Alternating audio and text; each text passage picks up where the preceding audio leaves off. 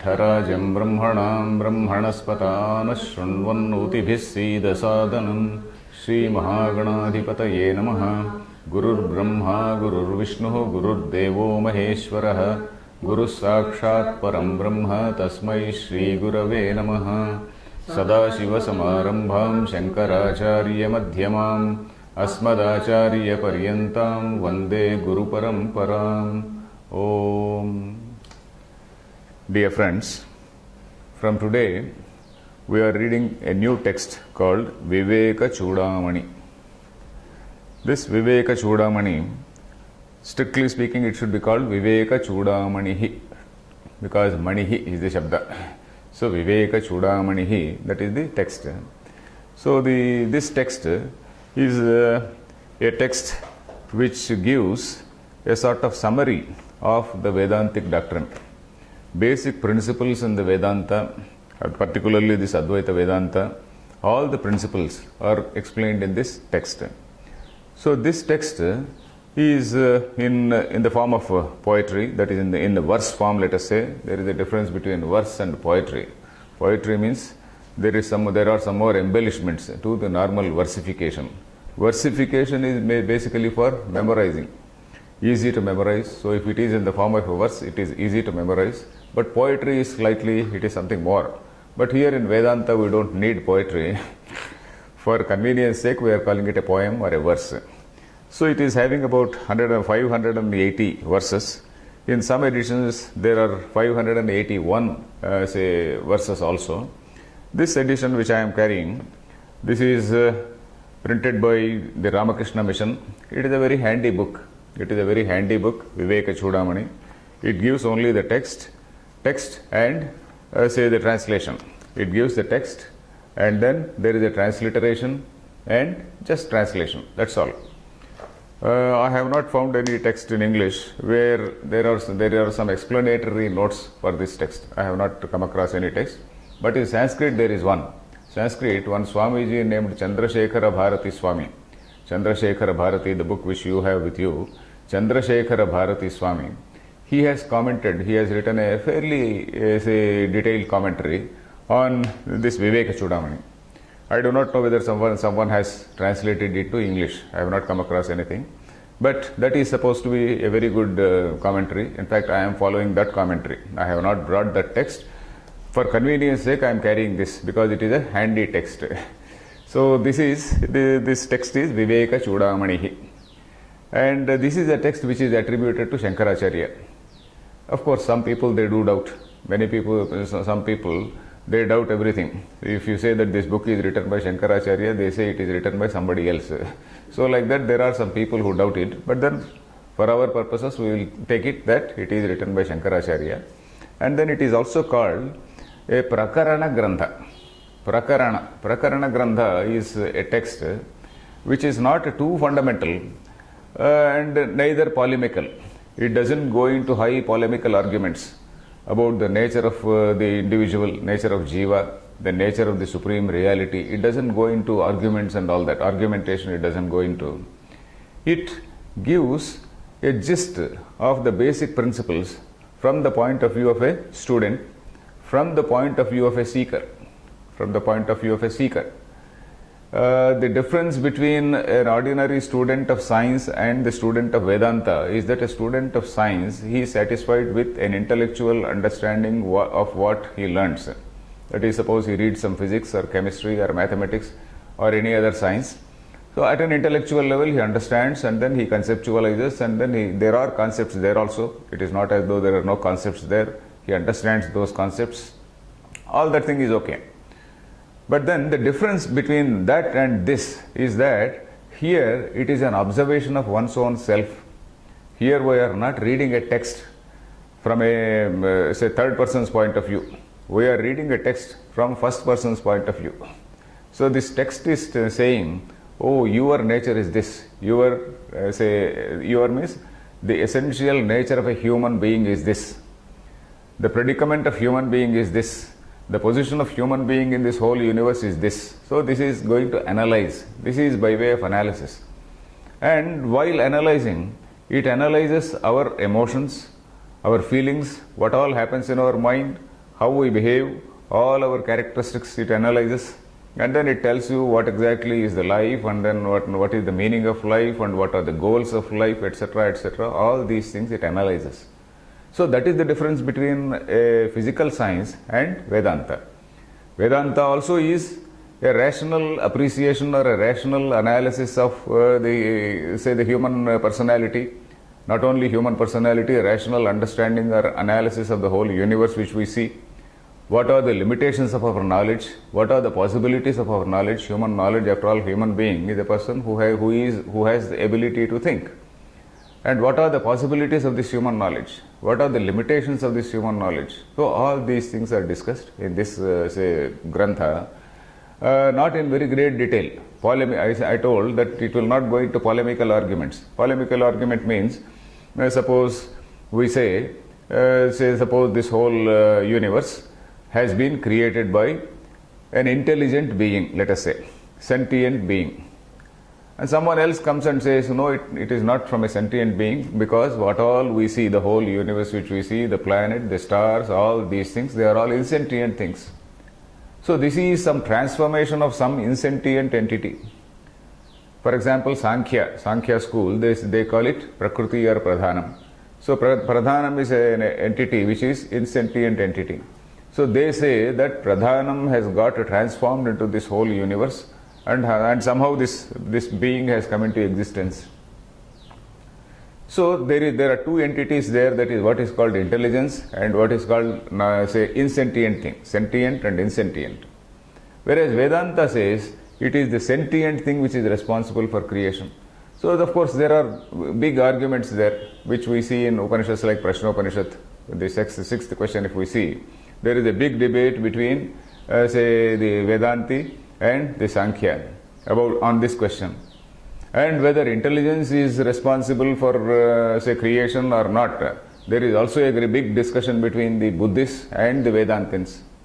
So like that, the Upanishads and the commentaries on Upanishads, they go into such debates, whereas this Prakarana Grantha does not go into debates. It only helps the seeker, it only helps the student, it helps the practitioner, because the purpose of reading Vedanta, of course, one can read it just for the sake of seeing what it is, just for the sake of understanding what it is, but then one can also read it for some from internal transformation, because the moment it starts analyzing our own feelings, our own emotions, and then once it starts telling about who we are, then naturally, whether you like or not, some amount of internal transformation goes on in us.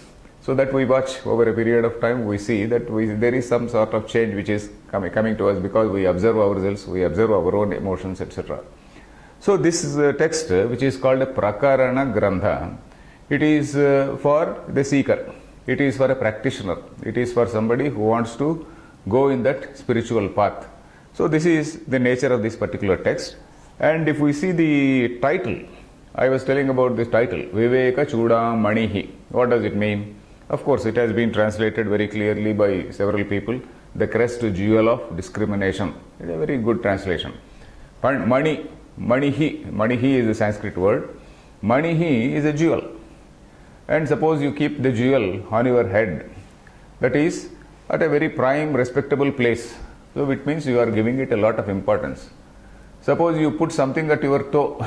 So suppose you put it on your toe, you are not giving much importance to that. So this is a jewel which is kept on the tuft, that is Chudamanihi. Chuda is, in olden days, both men and women used to have long hair. Of course, nowadays also we see people with long hair, and then they also tie their some sort of into a sort of tuft. Whereas they have not started putting money or a jewel into that. So in olden days they used to have a small tuft that is called a chuda, and on that chuda they used to just stick one money. There used to be some sort of screw like thing they used to just twist, and then say that spiral spring like thing, and then they used to insert into that. So that is called chudamani. That is something which you have kept at a prime place. It is kept in a very, very respectable place. So, and then this Viveka Chudamani, the full name is Viveka Chudamani. So this crest jewel relating to discrimination. This word discrimination is not something like racial discrimination or caste discrimination, not like that. Discrimination means analysis of what is eternal, what is non-eternal, what is permanent and what is ephemeral, what is right and what is wrong, what is real and what is unreal. So, this sort of analysis, this sort of discrimination is what is called Viveka. And somebody has done that analysis. Lot many people have done such analysis. Lot many philosophers have done such analysis. In fact, they are helping us in thinking. In fact, when you go to a thinker or a philosopher, what do we see? So the man has made a lot, and the person has done a lot of analysis.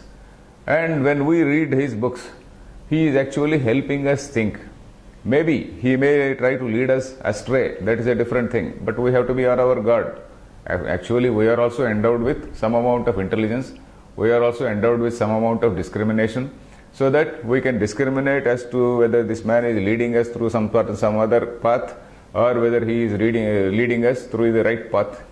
So this Viveka Chudamani is this crest jewel among all such analysis, if we say. So some 100 people have done analysis of what is what is human life, and what is the reality, what is supreme reality, etc. Among all such theses, this is supposed to be the crest jewel which you have to take and keep it on your head. So it is like that. So that is how it is called, the crest jewel of discrimination, Viveka Chudamani. The word Viveka means that this type of discrimination. Then here we see one more thing we have to note here is that it doesn't talk about any religion. This Vedanta, I am using the word Vedanta, but then I have to explain, because for someone who is already familiar with this language, Vedanta is a very, very familiar word. For somebody who is not familiar, in fact, my approach will be to explain each and every word so that any newcomer can understand what this is. So the word Vedanta is a combination of two words, Veda plus Anta. Veda means we know the whole corpus of texts. The ancient scriptures relating to Hinduism, they are called Vedas. Veda plus Anta. Anta means end. So the end portions of those Vedas, you can call it the final word of the Vedas, the end portions of the Vedas, they are also called Upanishads. So these end portions of the Vedas, which are called Upanishads, so the doctrine which is told in that, it is called Vedanta. So this Vedanta talks about the human being, as I said, the nature of the human being and all that, but then it doesn't talk about religion. Religion is different from Vedanta. This is the first point which we have to know. Religion is what? Religion is somebody comes, suddenly say at some point of time, some great man emerges on the scene, and then he says, yes, I have an interaction with God. So I had the vision of God. So the God said like this. So that is what he says. And some people immediately around him, they do believe. And then slowly that belief spreads. And then that belief spreads, and suppose even the king accepts it, then it becomes all the more powerful. So suppose a king accepts a particular belief as the right thing, as the truth, then that belief starts spreading. Or he will forcibly spread that thing as truth. So religion says, okay, God is like this. He is in a place called heaven, and then there are all gold pavements, and then golden buildings, etc. there. All types of comforts are there in that heaven, etc., etc. they say. And in contrast, there is another place called hell. Somewhere down below there is a place called hell, where all the sinners, they are thrown. So if you believe in God, if you believe in this particular God, He will keep you there, give you all comforts, etc. Forever and forever you will be there enjoying all comforts. So that is the promise. So that is the belief. Whereas in Vedanta, we do not find any such belief. We do not come across any such belief. Vedanta's approach is different, because the sages who speculated on the nature of this universe, nature of the human being, etc. They are all our Upanishadic sages. They did not have any agenda to start a religion. Their idea was to understand this world. What are the primary principles in this whole universe? we were reading in the Upanishads. For example, in the Prashna Upanishad, he was saying that there are two basic principles called Rayi and Pranam. That is, Pranam and Rayi. That is, in modern words, if we want to say, there are two principles in the whole universe which we see. That is, one is energy and the other is matter. One is eating the other, the eater and the eaten, the eater and the eaten. The entire Srushti consists of these two. So, from different points of view, the sages, they have observed this universe. Okay, from this point of view, it looks like this. Pang tam va idagam sarvam. Another sage says in Taittiriya Upanishad. So, into various groups of five, he looks at it. And some other person looks at it, and then he sees three principles. What is that? One is Vasu, Rudra, Aditya. All these divine forces, all these things, if we call them the divine forces, various forces in the universe, there are some which are helping us to sustain. There are some which are giving us some trouble. There are some which are related to our knowledge, thinking, etc. So Vasu, Rudra, Aditya, he said, so from different perspectives, they have analyzed the whole universe and then they have given us an understanding of the universe. So there is nothing, no belief in that. It is only a perspective, a particular perspective.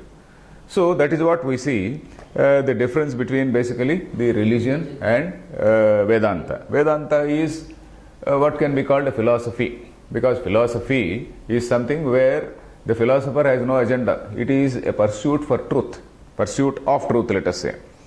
And then, as I said, I am following this commentary of Sri Chandrasekhara, Swami Chandrasekhara Bharati of Sringeri. Of course, he is he is the predecessor, not immediate predecessor, predecessor to his predecessor, to the present Swamiji. The present Swamiji, Bharati Tirtha is there. His predecessor's predecessor was one very highly eminent Swamiji called Chandrasekhara Bharati. So he had written a commentary. He had written several books. One was a commentary on Viveka Chudamani. I will be broadly following that. And as I said, I am not, while teaching, I am not presupposing any knowledge of Vedanta on the part of the student. That is why my approach will be from the point of view of a newcomer. So I will be explaining every word. So to start with, some of the verses I may go slowly, because some words I have to explain. So the first few verses we may go slowly, but later once we pick up, once the basic words and basic concepts are explained, then we can go fast, because there are 580 shlokas and then it may take a few months. And I'll try to read every shloka. Let us see. I'll try to read every shloka and then explain. Okay, then I will come to the first shloka, which is actually a prayer. In all Vedic Vedanta texts also, there is a prayer. But the difference between normal prayer and this prayer is that in all normal texts, suppose you take one kavyam. In that kavyam, okay, the poet, depending on his own, so he may like to worship, Lord Shiva. He may like to worship Goddess Saraswati. He may like to pray, Vishnu, or sometimes he may write 4 or 5 shlokas, 4 or 5 verses on all the people. So like that the prayers go on. So usually on Lord Ganesha or Goddess Saraswati, etc., etc. So but then in Vedanta texts, whom should we pray? Because Vedanta is not talking about a God with a name and form. It is not talking about an established personal God. So there is an established personal God in religion, whereas in Vedanta there is no established personal God. So what do? What is that ultimate reality? So that ultimate reality we have to give a name. So because anything without a name we can't do normal transaction also. So that is why we have given a name called Brahman. We have given a name called Brahman. In Sanskrit we call it as Brahma. In English usually we write it as Brahman. So that is not a person, but it is an entity which has been defined in the Upanishads as pure consciousness, Satyam Jnanam Anantam. So that is infinitely existing consciousness. If we have to translate all the 3 words, Anantam is infinite, and Satyam existence, then Satyam Jnanam. Jnanam is consciousness, infinitely existing consciousness. That is Satyam Jnanam Anantam Brahma. So that is what is that. And there is nothing beyond that. And that infinitely existing consciousness is responsible for what all we see. It is responsible for us. So when we say do prayer, even prayer is something which becomes meaningless after a particular level, because you are part of it, you are that. Once you are part of that, whom are you praying to? There is no meaning for prayer. But still, for the sake of convention, this Mangalacharanam is a convention. So Mangalacharanam is just some auspicious words in the beginning. So that is what the poet says here. So here we are talking about that supreme reality, otherwise called Brahman, that infinitely existing consciousness. And then, so I will read this invocation. Sarva Vedanta Siddhanta Gocharam Tamagocharam Govindam Paramanandam Sadgurum Pranatosmyaham. So that is what the poet, that is what is the invocation. Sarva Vedanta Siddhanta Gocharam Tam Agocharam. Gocharam, Agocharam. There are two contradicting words told here. Gocharam means something which can be known.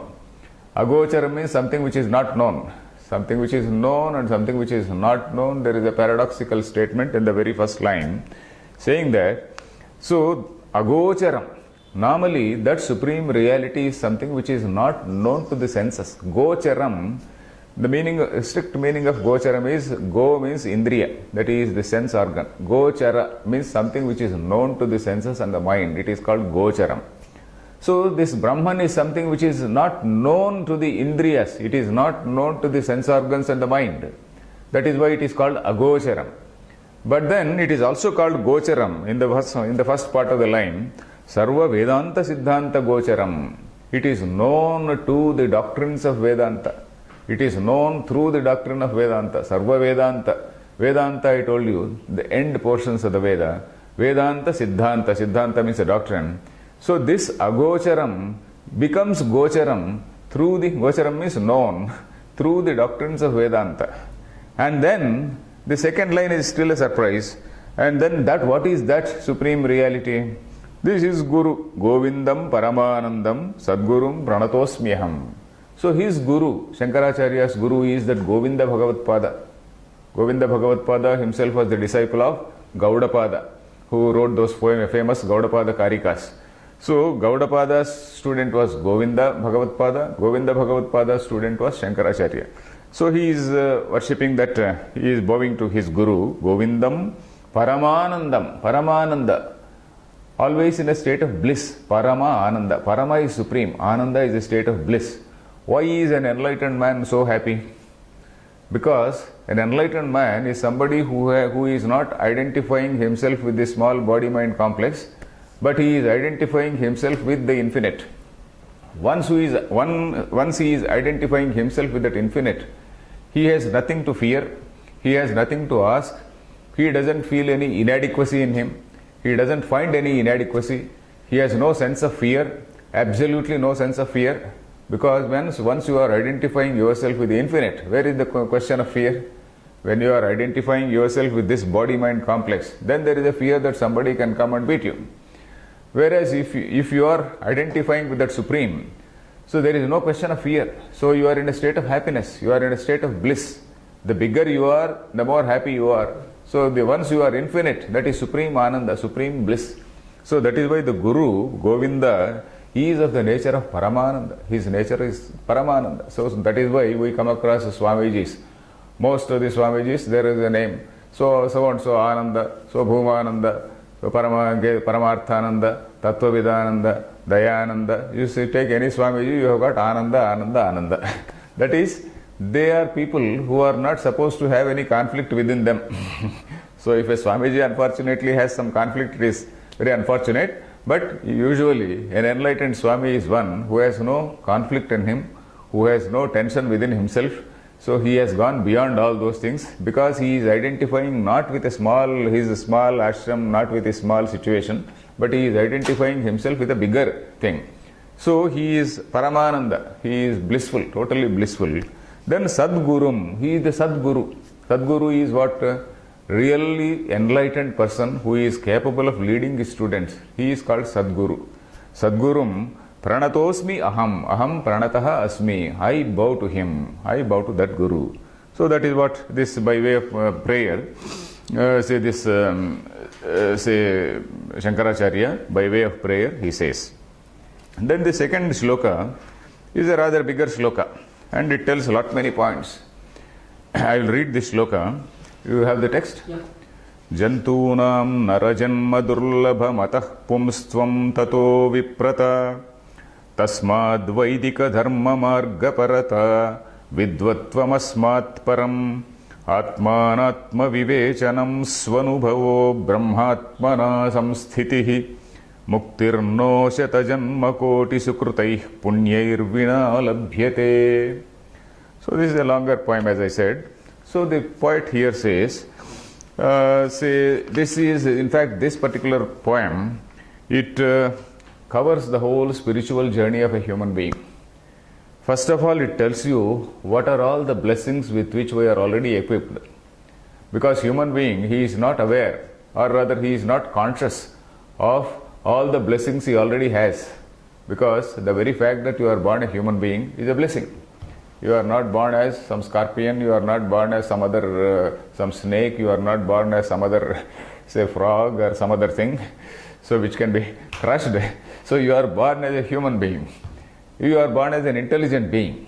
So jantunam narajanma durlabham. So he is talking about various blessings which we already have. So this poem starts with this word jantu. Jantu means any animal. Anything which takes birth is a jantu. So among all the jantus, among all the things, all the living beings human birth is something which is supreme. So this is, of course, this is from our point of view, we have made a presumption. I hope nobody contradicts, because we do not know whether a dog contemplates, we do not know whether an elephant contemplates, we do not know whether a donkey contemplates, but we, at least we are sure that we are contemplating, we are thinking beings. So that is why, assuming that, so we say that jantunam narajanma durlabham. So narajanma, when he says narajanma, it also implies that there is possibility for several other janmas, isn't it? There is possibility of several janmas, and among all those possibilities, you have got this. What does it mean? It means that there is a possibility of several janmas and several births, and then you have got this particular chosen birth. So this is what we have to see. And it also, what does it imply? That you can be born as a dog, you can be born as a pig, you can be born as a donkey, whereas you are born as a human being. It means that there is something which is there, which is moving from body to body, isn't it? When there is a possibility that you can be born as a dog or a pig or some other thing or an elephant, so which means that there is something which is transmigrating from one body to another body to another body, etc. Right now you are in this body. So which means that there is something different. In English, of course, we use the word soul, isn't it? But of course, I don't want to use the word Vedanta. Students nowadays, they don't use the word soul, because soul has got certain special connotations for different religions. So let us use the Sanskrit word itself, we call it Atma or Jiva. So this Jivatma. So this Jivatma, it can go and live in an ant, it can live in a bird, it can come to a deer, it can come in the shape of a human being. So there is a possibility of so many births. It is moving from body to body, body to body. So there is this implication. When he says that Jantunam narajanma durlabham, so we are seeing this particular situation, that there is something which is capable of transmigrating. And our Upanishads say that good deeds done by a human being lead him to higher lokas. We talk about heavenly lokas, we talk about heavenly worlds, etc. We also talk about certain, unfortunate worlds where people, undergo suffering, etc. So they are not physical places. This heavenly loka or some other, loka, they are not physical places. This is again another thing which we see in Vedanta. Vedanta very clearly says, for example, Shankaracharya very clearly says, lokaha do not mean some physical places which are there, but then they are janma. Lokyate, bhujyate, bhujyante iti, janmani, he says in his commentary in Ishavasya Upanishad. So various types of birth, that birth itself is a loka. So somebody who does all good deeds, he achieves some good loka, good janma. Somebody who does some bad deeds, he achieves some bad janma, like a dog or a pig or something like that. And then ubhabhyameva manushya lokam. Good deeds and bad deeds, there suppose there is a mixture. And then that particular person, that particular jiva gets narajanma. So that is how this Siddhanta is there. So this narajanma, is a result of some good deeds and also bad deeds which were done by this particular jiva in several births. So when this is so, there is a possibility for this man to climb up. There is a possibility for this man to see, analyze his situation and then go to a higher position. So that is what the word narajanma durlabham. Durlabham means something hard to get. Narajanma durlabham. Ataha pumstvam. Be more difficult than that. Ataha. Then beyond that. Ataha means ataha pumstvam durlabham. That word durlabham has to be applied to all. Ataha durlabham. Ataha pumstvam durlabham. Pumstvam is being a male. Of course, here there is a little bit of the women may object to this. Why man only is competent to say man is said to be greater? But because in olden days, the men were competent to read the Vedas. Women were not competent. At some point of time, they were disqualified. It looks like that. Because if we read a book like Brihadaranyaka Upanishad, in Brihadaranyaka Upanishad, Yajnavalkya, in the court of King Janaka, he is having argument with that Gargi, highly learned woman. And he himself teaches Vedanta to his wife Maitreyi. So like that in olden days, we come across people like Gargi, etc. Several other instances are there. In those Vedic times, probably women also learnt Vedas. Maybe at some point of time later, some restriction was put, we do not know. So by the time Shankaracharya wrote this thing, probably some restriction was there that only males should read the Vedic Vedas. But then every human being is entitled for moksha. He may not be entitled to read Vedic scripture, but he is entitled to understand the meaning of the Veda through some other secondary source. And then, like this is a secondary source, isn't it? By reading this, one can attain moksha. So something like that. So through secondary sources, whatever it is, everyone was entitled. At some point of time, some restriction appears to have come. So we can ignore the follies of his time. We can call it the follies of his time, which Shankaracharya is continuing here. And also he says Viprata. This is again another point which is contested by people. Vipra means, the actual meaning of Vipra is a Brahmin, what we call a Brahmin. There is a social structure, we know Brahmana, Kshatriya, Vaishya and Shudra. In this fourfold structure, the first three categories were entitled to study Vedas. The only last category, the working class, they were not supposed to, they were only supposed to read the secondary texts like Ramayana, Mahabharatam, Puranas, etc., etc. The primary texts called Vedas, they were accessible only to the first three categories, Brahmana, Kshatriya, Vaishya. And among the first three also, the Brahmana was given the duty to teach also. The other two categories, they were studying, no doubt, but they were not teaching. It is only when a Brahmin is not available in a place that you could go to a Vaishya, you could go to some other man and then learn. So a Brahmin, his duty was to teach. Swadhyaya and Pravachana, both were his compulsory duties. So that is why Tato Viprata. Viprata is another thing, is higher. So Viprata is what Narajanma itself is Durlabham. Durlabham is hard to get. Pumstvam is still hard to get. There are 50-50 chances of becoming a woman, isn't it? So, and then being a male also, being in that category of Brahmana is more important, more difficult. So that is what the succeeding one is more and more difficult. So that is what he is saying. So this Viprata, there is another meaning for Vipra also. Veda patena viprasyat. By studying Veda, a person becomes a Vipra. There is a shloka, very famous shloka, Janmana jayate Shudraha, Karmana jayate Dvijaha, Veda patena viprasyat, Brahmajnanena Brahmanaha. That is, Janmana jayate Shudraha. A person, when he is born as a Shudra. Shudra means as an ordinary, as a layman, let us say. Shudra is not a contemptuous word. It is a layman, let us say. He is born as a layman.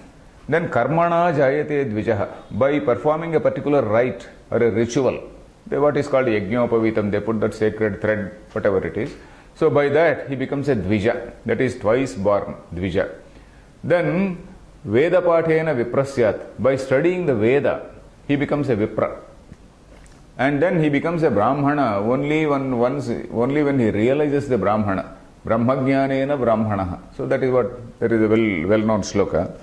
So we can take either meaning for this word Viprata. Then Tasmad Vaidika Dharma Marga Parata. The second line, Tasmad Vaidika Dharma Marga Parata.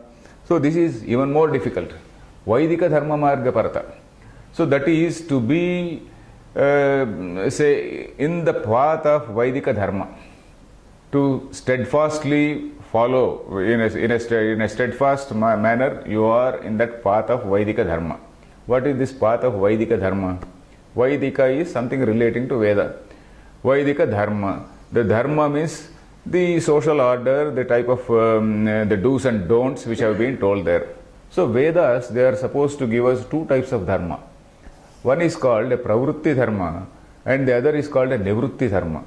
Pravrutti Dharma is for 99.999% of the people who want to pursue all social goals, all pursuit, worldly goals, worldly pursuits. Because most of us, we are all in worldly pursuits. For all these people who are in the worldly pursuits, the Vedas have to give some directions to them. Because the management of human activity is something which is very difficult. Management of human activity was the concern for all the teachers of mankind. You take any religion, take any philosopher, they say how to control or how to regulate, how to foster good behavior in society. So that was the basic task.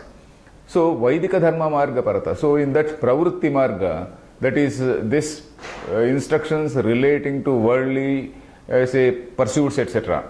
So in this manner only you can acquire wealth. That acquiring wealth should be by lawful means and not by unlawful means. And having relationship with women, let us say, interaction between men and women. So that marital relationship, it has to be in this particular manner. So all these things, that is called Pravrutti Dharma. Then there is what is called Nivrutti Dharma, that is 0.0001% of the people who want to know what is the meaning of life. Most of us, we get drifted in life, we get drifted in by events, we are not bothered to know the meaning of life. Unless suddenly something strikes and then something happens, or maybe somebody challenges you or some challenge comes up and then you suddenly wake up and think, oh, what is this? What is the meaning of life? Why is it? When you are happy, most probably we are not worried about, say, the meaning of life. Suddenly when some jolt comes, then suddenly you go to Tirupati, you go to this temple or that temple, you go to this Swami or that Swami, suddenly you go to some satsang and then suddenly you come across this question, who am I? So suddenly some jolt tells us so as to what exactly is the meaning of life. Some people may be curious right from the beginning, some people may be curious to know. Some people may have the jignasa, desire to know. So that is what is called Nivrutti Dharma. Nivrutti Dharma is for people who are really seekers of knowledge. Seekers of knowledge of what? Knowledge of the self, knowledge of the Supreme. What is that Supreme reality? For them, what sort of spiritual practices they have to undergo, how they have to clean their mind. If you want to read chemistry, you need not clean your mind. You can have all your enmity, you can have all your hatred, etc., etc. You can still pursue chemistry and then you can be a big chemist, you can be a great chemist and then you can in fact invent a new bomb and then throw on your enemy. But then in Vedanta, cleaning your mind is to clear all those feelings, negative feelings like hatred, love, even positive feelings. Even positive feelings. You should not have attachment. You should not have attachment. You should not have hatred. You should not have anything. So this mind should be very, very free, totally free, like a crystal. And then it should be almost on par with what God would be. So that is how you have to make yourself, that attenuate your mind, make your mind very, very thin. So that is that level. So that is what is called Nivrutti Dharma. So here, Vaidika Dharma Marga Parata. So that keenness to be on the path of Vedic Dharma. So that is what is more difficult. And more difficult than that is Vidvatvam Asmat Param. Asmat Param Durlabham Vidvatvam. Vidvatvam. Here Vidvatvam is used in the sense of textual knowledge. Vidvatvam is the knowledge of the Vedic texts. In fact, having the knowledge of the Vedic text is also difficult, because you have to go to a competent guru, and that competent guru has to teach you in a very very lucid manner, so that it is understood by you. And then this man, over a period of time, he becomes Vidwan. That is, he has that he knows about that supreme reality at an intellectual level. He might not have experienced it. He knows it at an intellectual level. Then comes the third line is Atmanatma Vivechanam. That is Atma Anatma Vivechanam. Atma is what is the self. Anatma is what is non-self. What is this? Atma is something, you see, self means I am sure about only one thing. That is, I am sure that I am thinking. I am sure that I know. I am sure that I am seeing something in front of me at this moment. So, but then what I see, the whole world, is it real or not? We do not know. And then there is always a distinction between what I am and what is not me. So, suppose I say this pen. This pen is maybe my pen, but it is not me. So ultimately, what is me and what is not me? So there is a big debate about it. We will see it in the text. We will see it in the text about this Atma Anatma Vivechanam. To give a very, very primary example, suppose I say this is my hand. But then even without a hand one can survive. So when you say it is my hand, it is not me. The hand is not me, it is my hand. So similarly, all these indriyas, all the sense organs which I say, it is not me. They are mine, but then they are not me. So like this, there is a distinction made in Vedanta as to what is you, what is not you. So that is the Kshetrajna Vibhaga Yoga. There is a big chapter in Bhagavad Gita about it. There is another book called Druk Drishya Viveka. Druk is the seer and the other Drishya is the seen. Druk is the seer, that is the one who knows. That is the self, Atma. Anatma is Drishyam, that is what is seen, and all that is Anatma. So Atmanatma Vivechanam. Vivechanam is the same as Viveka, the discrimination, capacity to discriminate, capacity to analyze. Then Svanubhavaha. Svanubhava, not Svanubhava. Swa means self. Here it is not Swa plus Anubhava, it is Su plus Anubhava. Su plus Anubhava is Svanubhava. Su means good, the right type of experience. Svanubhavaha. That is, after this Atmanatma Vivechanam, it leads to what is called Svanubhavaha. He has already got knowledge at an intellectual level. He has theoretically understood what is the nature of Jiva, what is the nature of Brahman, etc. And then he experiences it. Oh, I am nothing different from that. I am not different from that. That is what is called Svanubhavaha. Su plus Anubhavaha, not Svanubhava. If you say Swa plus Anubhava, it becomes a Svanubhavaha. It is not Svanubhavaha, but Svanubhavaha. Svanubhavo. Next thing is Brahmatmana Samsthitihi. This is the highest stage. As I said, this poem is giving different steps in the spiritual pursuit of a human being from starting point to the final point. So Jantunam Narajanma Durlabham, that is the starting point. From that right up to the last point is Brahmatmana Samsthitihi. That is the last point. That is to remain in that state of Brahman, being Brahman. To remain in the state of being Brahman. So the very first line is giving the whole summary of Vedanta. So that is why I have taken such a long time to explain this shloka. So this remaining as Brahman, what does it mean? So when you say that Brahman is of the nature of infinitely existing consciousness, you are aware that you are a conscious being. That is the one thing which we are very, very aware. Nobody says I don't exist. Nobody can say I don't exist. I do exist. I is that consciousness principle. So this consciousness, what is this consciousness? This is not different from that supreme consciousness. This is all this body and indriyas, they are actually a different form of what we see outside. The indriyas, we are going to see that all these indriyas are only products of the 5 elements which we see. So 5 elements means that is earth, fire, water, air and sky, say space. So these 5 elements.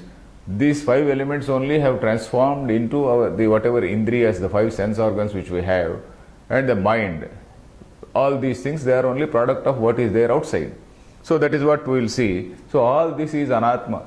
Whereas notion of I, that me, that consciousness, that itself is atma. So brahmatmana samsthiti is realizing that one's nature is not different from the nature of that supreme reality, is that brahmatmana samsthiti. We will see more and more about it when we go, because in the very first shloka we cannot fully discuss, we can't fully understand it. As we go slowly through the text, we will see more and more about it.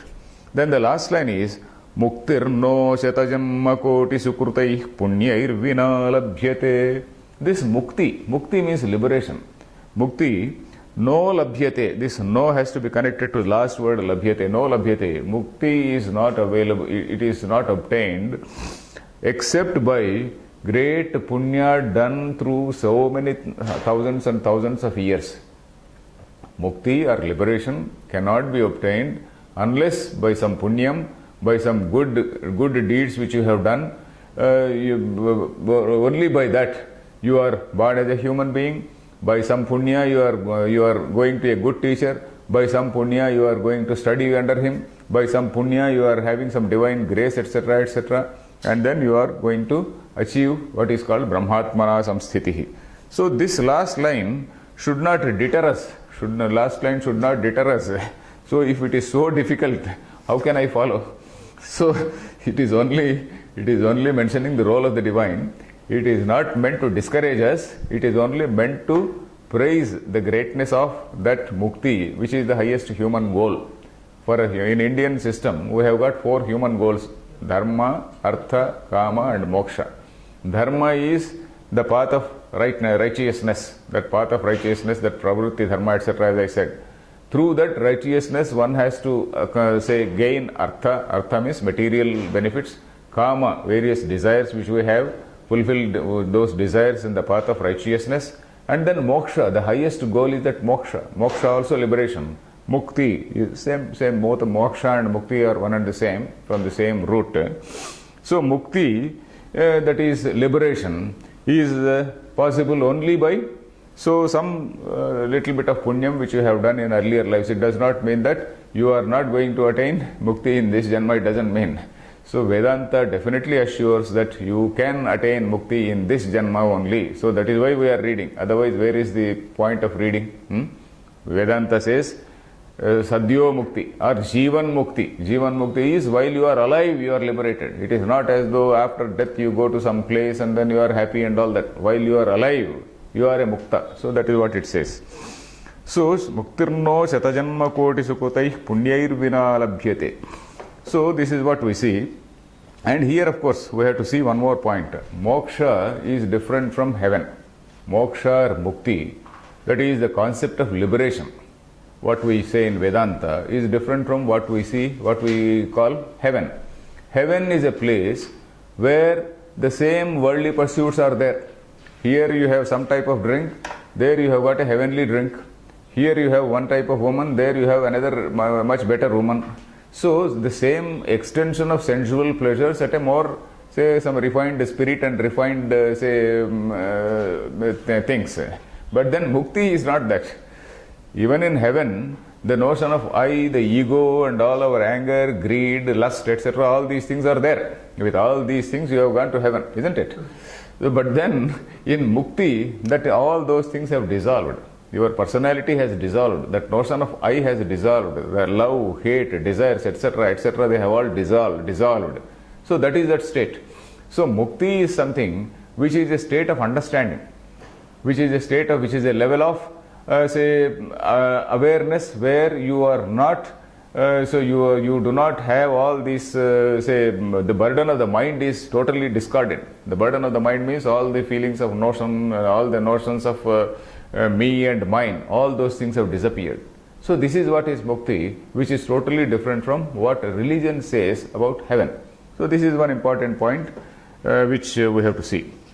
Then we will come to the next shloka. This is almost similar.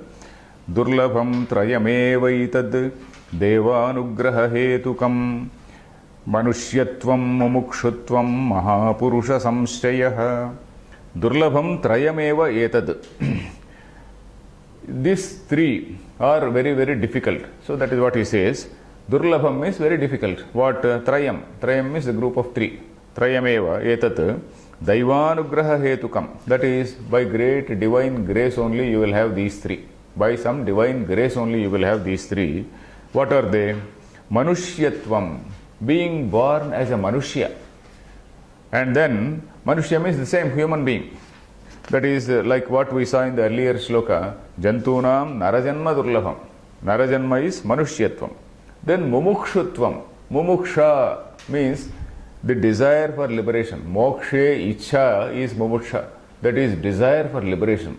A person may be there, hundreds and hundreds of people are there, but then they don't have this Mumuksha. They don't have desire for this Moksha. Then Mahapurusha Samshayah. You may have a desire for Moksha, but then you may not have the means of attaining it. That is, unless you go to a guru, unless you have a competent guru, you will not be able to follow that path, and then you will not be able, you will not have a good guide. So this spiritual path also needs a good guide. So this teacher is almost like a sort of spiritual barometer. Some people say a teacher or a guru is like a spiritual barometer who is monitoring your progress at every stage. He is monitoring your ego levels. Has his ego come down or not? So our ego is so high to start with. So that ego has to come down and down and down. The notions of I, mine, love, hatred, etc., all those things have to come down. So the teacher is one who is monitoring all those levels. Like your temperature levels, you go to a hospital and then all those levels are measured. The teacher is like that. And then here, in the very first line, the second line, first word is Manushyatvam. Why is Manushyatvam important? Because it is when you are a human being only, you have a chance to do some good things in life. So a human being has got two chances. One is a chance to do some good things for society. Okay, I told about two types of dharma. One is pravrutti dharma and the other is a nivrutti dharma. For pravrutti dharma also, okay, he is doing some good activities. For example, the Vedas talk about various rituals. They talk about various karma, what we call. Karma is a ritual. So where you say you perform this particular yajna. That particular yajna can be performed with two different frames of mind, let us say. One is, yes, I am performing this yajna, I have to get some punya. Punya is some spiritual merit from where I will go to a higher loka, I will go to some heavenly world, etc., etc. That is, I seek the fruit of that karma. But there can be another approach also. I don't seek the fruit of that karma. I simply perform it as a duty. It is my duty. I have to do this yajna for helping so many people. Because yajna is a sort of social activity. Performing yajna or a sacrifice is a sort of social activity where several people are involved. So many dhanam. Dhanam is so much of giving to others. So many not donation or gift. Say it is called dhanam. Dana is the same as donate. So many gifts, let us say, whatever it is. So you give lot many things to others. So much of activity is involved. So you are doing all that without expecting the so-called positive merit, spiritual merit. So that is another approach. So seeking the fruit is one approach. Not seeking the fruit is another approach. This is again in the path of this what is called pravrutti dharma. Then nivrutti dharma also a Manushya can do. That is going to a good teacher, trying to know what is the nature of his self, etc. So that is mumukshutvam, isn't it? So the human being is the only level at which you can do some good things and come up. Suppose a person is born as a dog. Dog has no chance of doing a ritual. Dog has no chance of doing some good deeds and then coming up in life. So that is why Manushyatvam is said to be Durlabham. In fact, there is a word called Karma Bhumi. We come across the word called Karma Bhumi. This human life is Karma Bhumi. This is one important point which we have to note. Because people say India is Karma Bhumi, America is not Karma Bhumi, or Germany is not Karma Bhumi, or Britain is not Karma Bhumi, only India is Karma Bhumi. They say, what is this? Vedanta says, India, Purana may say anything. Some Bhavishya Purana or some other Purana may say anything. But Puranas are secondary works. Primary works are Vedas. Primary works are Upanishads. And this particular text, Viveka Chudamani or any Vedanta text, is basically a collection of teachings from those Upanishads only. So what Upanishad says is the primary, authority. When primary authority is absent or totally it is not telling anything about it, then secondary authority may say something. Whereas Vedanta very clearly says Manushyatvam, this human being, is the level which is the result of both punya and papam, and then where you have got the liberty, you have got the freedom to choose a right action, you have got the freedom to go to a guru, you have got the freedom to become enlightened. So this is the karma bhumi. Karma bhumi this is the level. Bhumi does not mean land. Bhumi, this is another important point, is bhumi does not mean land. There is what is called yoga bhumika. In Yoga Vasishta, they talk about Saptavidha Yoga Bhumika. There are 7 levels of level. Bhumika means a level. Bhumika is same as bhumi. Karma bhumi.